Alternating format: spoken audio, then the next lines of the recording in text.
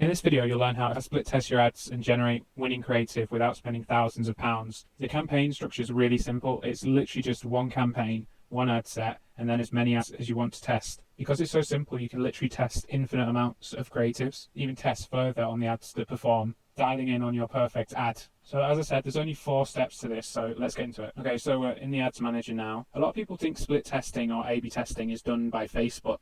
So Facebook has this A/B test feature here. So don't click this button. Nobody uses this. A built-in feature that Facebook introduced a long time ago. It never really worked that well. It won't properly show us what's working and what isn't working, and it's just not very good in general. So steer clear of this A/B test. This is not split testing. The right way to set up your campaign, however, has become really simple, thankfully, and it's all about the actual creative nowadays. It's a broad testing structure, which I'll tell you how to set up. It's really, really simple. And this works for all industries, e-com, local lead gen, lead generation, courses, etc. So what we want to do is go to create, hit leads, click continue. So we want to set up everything manually. So we'll click manual. So at the campaign level, we want to call this split test. So we want to leave Advantage campaign budget off because we only have one ad set anyway. We can call the ad set level split test, and then we can put brackets. We can put ACB, advanced campaign budget, which means that you can set the cost on the actual ad set of what you want to spend per day. And then we can either do Advantage Plus or we can do manual, and I'll walk you through that soon. And then we want to set that to broad, so we'll call it broad. So this is just to let us know what the actual campaign structure is within the actual name of the ad set.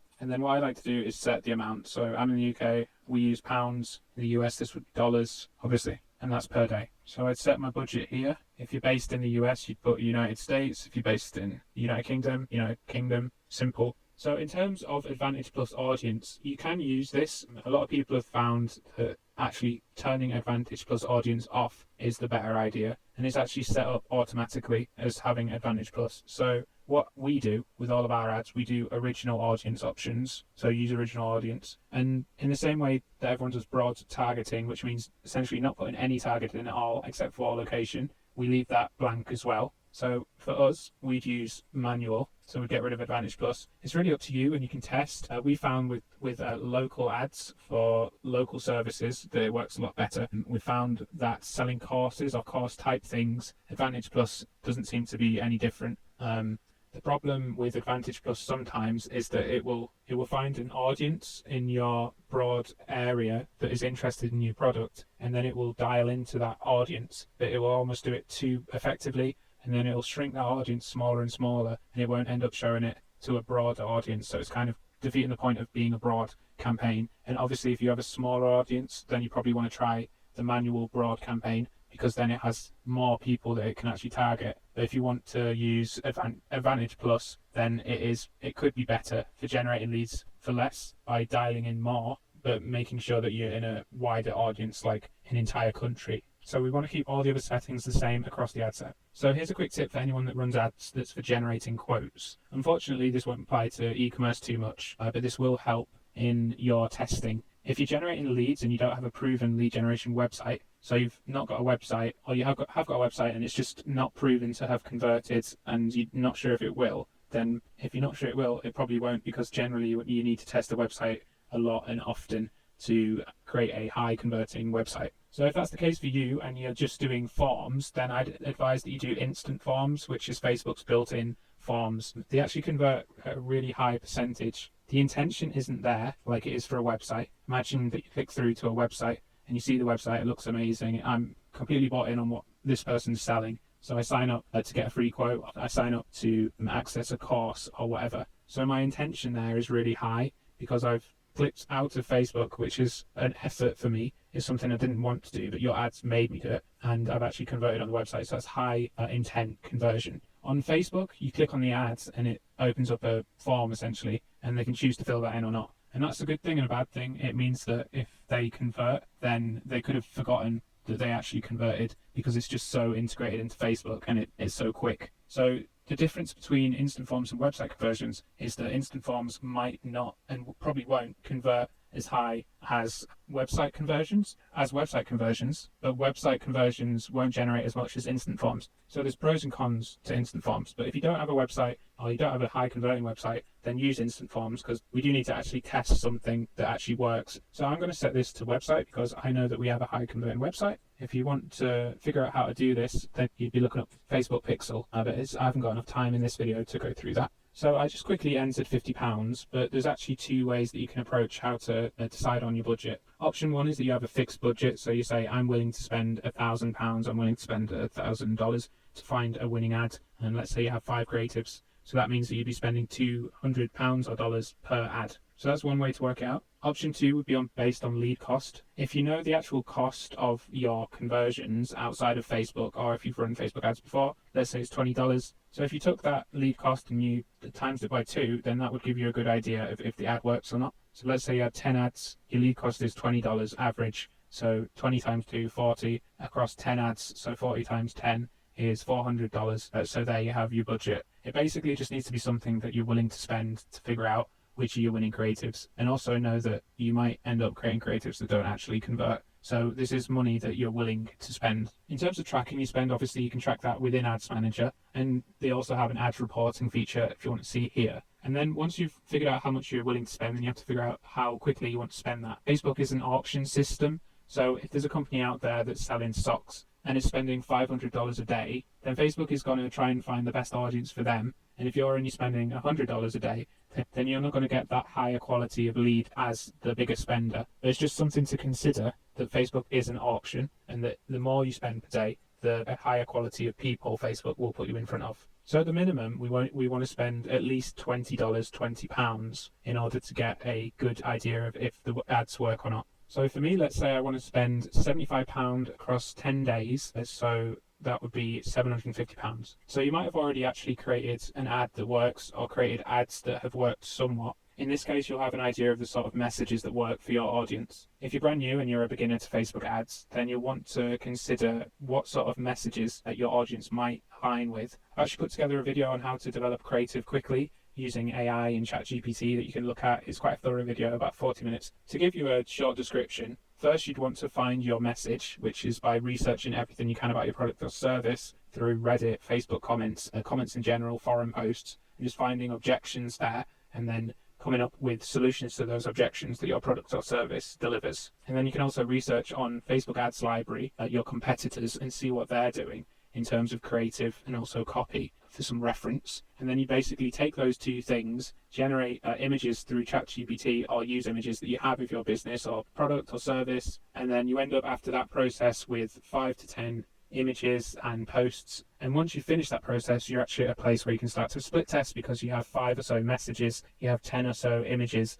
and you can mix those up and create 20 essentially ads that you could A/B test, split test. So let's say that we do dog walking. So we just add a naming convention, dog walking, ad 1 is fine. Even you could have ad 1, ad 2, ad 3, ad 4. Essentially what we want to do is come up with 10 creatives, 10 ads, put them in the same campaign, and then begin to test them. So when you're creating a split test, you can't test all of them at once. So let's say you had 10 ads set up.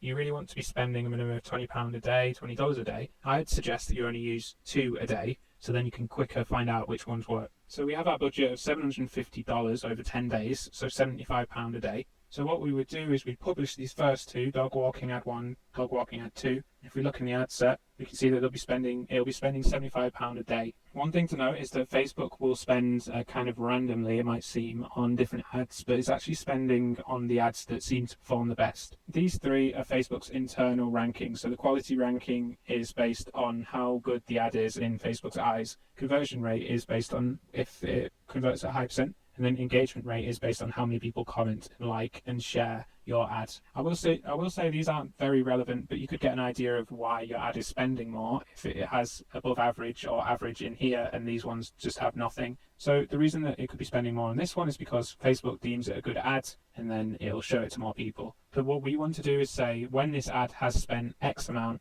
that we want to turn it off. Once it hits 75, what we do is we turn it off, and then we turn on the next one. But how do we actually work out when it's spent £75? Because we don't want to be checking Facebook ads every single minute of the day to work out when it's actually spent that money. So you can't turn off Facebook ads automatically, unfortunately, but you can be notified of when they've spent a certain amount. So I'll show you how to do that. First off, you want to go to your split test and select it, and then you want to go to More, Create New Rule, Custom Rule, Next. So this essentially is Facebook's inbuilt rule system, and it allows us to do different things. very limited amount of things, unfortunately, when certain things happen. So let's call this, for us, we want to stop spending at £75. So I'll say £75 spent, let's just call it that. So we've got the one campaign selected. The rule will apply to the split test, and the action, unfortunately, it doesn't allow you to turn off the ad set or the ad, which is what we'd want. We'd want to turn off the ad set. If you turn off the campaign, you're turning off all of the leads, all of the ads. So what we want to do is send notification only,